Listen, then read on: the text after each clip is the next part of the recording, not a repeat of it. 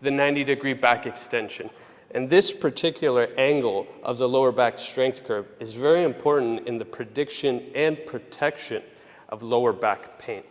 So I use my hands to support myself into the bench. I anchor my Achilles on the pads behind me, and the pads in front are anchoring my hips and pelvic, the top of my pelvic line, to support myself up. So I'm really activating the glutes and lower back extensors to hold myself up. Now, using hands are fine to support, but we want to get to a point where we could rely on the muscular endurance of those muscles to hold ourselves up. And we're going to talk about guidelines of how to progress this, what targets and standards we should aim for, and another exercise that's very popular and important for protecting the lower back, which was made popular by another famous strength coach.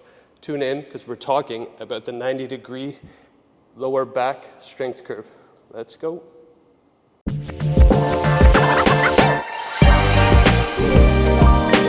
Hello, welcome back, and thanks for tuning in. Today, we're talking about the 90-degree back extension, and I'm going to show you two different exercises to both assess and strengthen this angle of the lower back strength curve.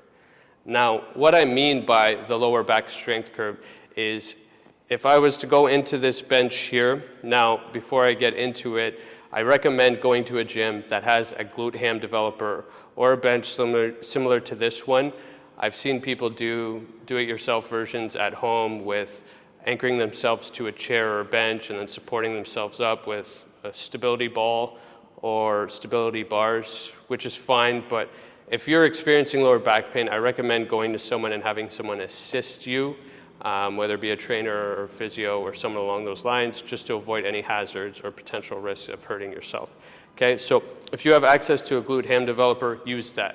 But what I mean by the lower back strength curve, the 90-degree lower back strength curve, is if I was to get in this machine, as I mentioned before, and anchoring my hips underneath the pad here, my pelvis is underneath this pad, and holding myself up here, if I was to draw a line vertical to my hip, up here and then out here, I'm holding myself up at 90 degrees, really relying on my hamstrings, my glutes, my lower back extensor muscles, the erector spinae, to hold myself up. That's all I mean by this angle of the lower back strength curve.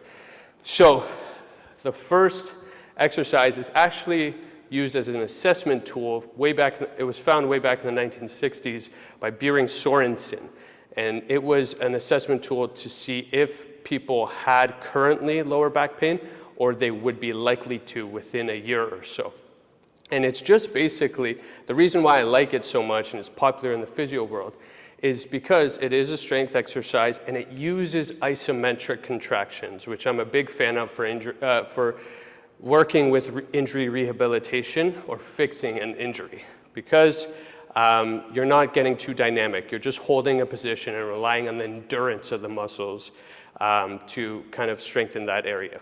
So basically, what he found was for men and women, respectively for men, the area of not having lower back pain was anything from 2 to 3 minutes. Okay, and for women it was about 90 seconds to a minute to 2 minutes and a half. Okay, so basically we're just getting into this 90-degree back extension, having our heels and Achilles properly anchored, our feet stable, and just holding this position with our hands on our chest. I'm not going to hold this for 2 minutes, but if I'll put a link in the video to my Instagram where I actually do that and sped up and I hold this position for 2 minutes. You can believe me or you cannot. But what I like is this is a good rehab exercise because we're really relying on isometric holds of these muscles to hold myself up. Now, and I've done this with my clients, the ones that can't hold this position for that long have reported back pain. So I've trained it and I've reassessed it and we've gotten it stronger and magically their back pain has went away.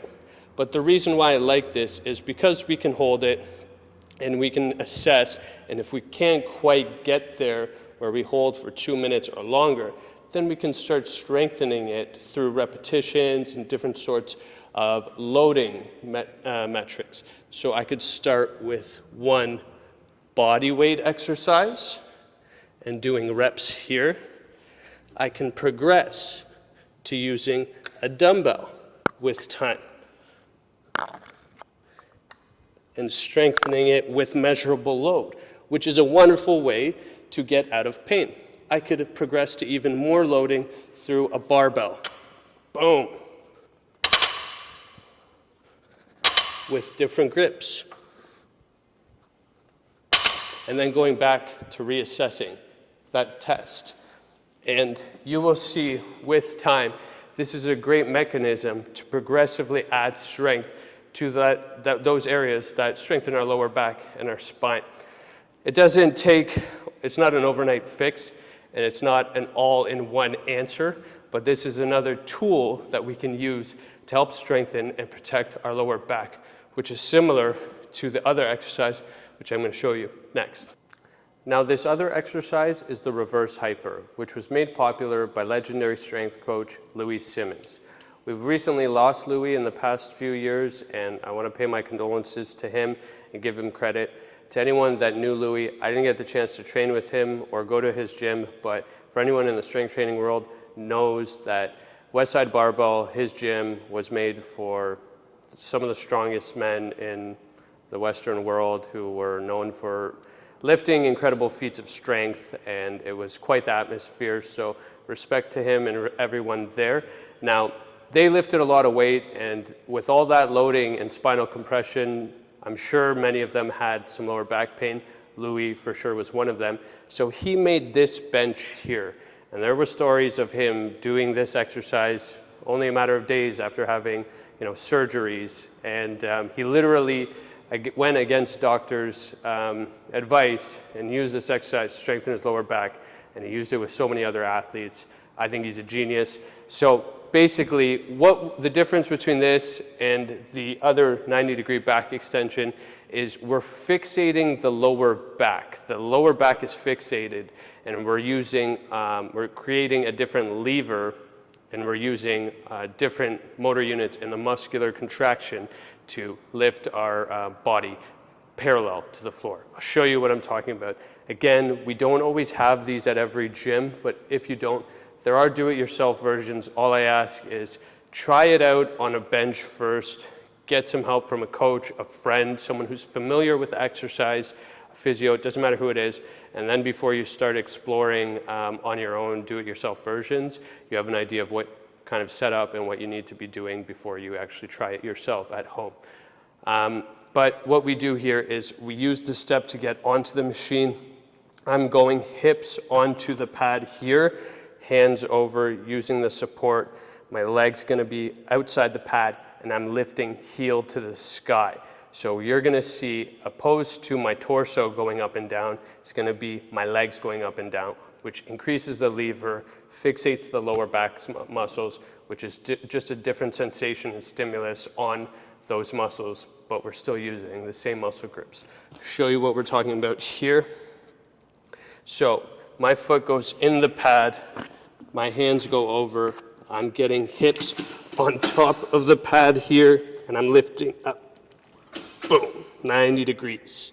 Now, you can do a hold for sure, but you're not going to do this anywhere near the Sorensen test, because it's a lot harder because the lever is longer on the legs. But you can do that for reps, and a good way to start is you don't even need to load it at all. You can just go,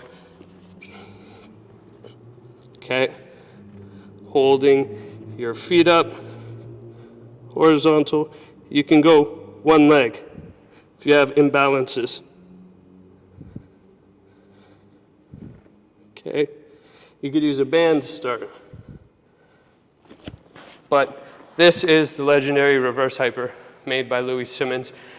I'm a big fan of using measurable load, whether it be weights, dumbbells, that you could add to increase the strength and the recruitment of muscle fibers to strengthen the area, because I'm a big fan and strengthen muscle in an area to protect it as a measure of fixing pain and protecting yourself. Now, obviously, there is a lot of things that you can do to help with coordination, awareness, posture, and movement which I've been talking about on this page and in my channel, Spinal Freedom, in my video course. But it gets to a point where we have to strengthen the lower back strength curve. These are two of my favorite go-tos for those exercises, and they've worked so well for so many of us. But if you have any questions on how to do these exercises, or you're curious about more, please leave a comment, reach out to me.